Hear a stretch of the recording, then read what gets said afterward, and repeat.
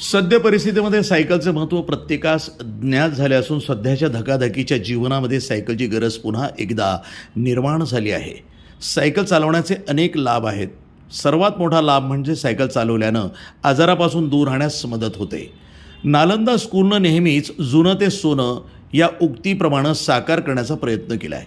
स्कूलमध्ये विद्यार्थ्यांना मोफत घोडसवारी शिकवली जाते. नालंदा स्कूलमधील 6वी ते 9वीच्या विद्यार्थ्यांची एक छोटी सायकल सहल स्कूल ते चांदबिबी महाल इथं काढण्यात आली. सहलीमुळे विद्यार्थ्यांमध्ये एक वेगळाच उत्साह होता.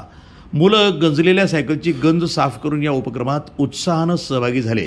सारोळाबद्दी ते चांदबिबी महल ते शाळेपर्यंत काही मुलांनी सायकल चालवत तर काहींनी घोडसवारी करत सहलीचा आनंद लुटला. यामुळे मुलांमध्ये सहकार्याची भावना निर्माण होऊन निसर्गप्रेम, ऐतिहासिक माहिती तसेच बौद्धिक तथा शारीरिक विकास होण्यास मदत होते.